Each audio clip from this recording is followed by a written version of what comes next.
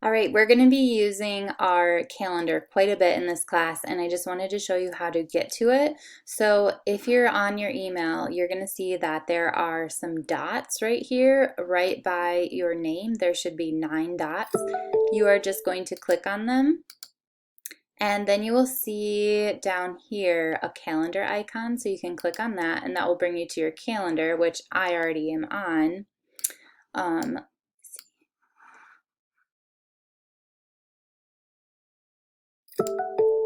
Okay, so now you can see my calendar. Let me scroll up a little bit. So this is our morning meeting for tomorrow. And what you're going to notice is the events on your calendar, they're going to have all the information that you need right inside the event. So if I click on our morning meeting, let me scroll over a little bit so you can see. I am going to be able to click on this button to join with Google Meet, so that will bring you right to our meeting.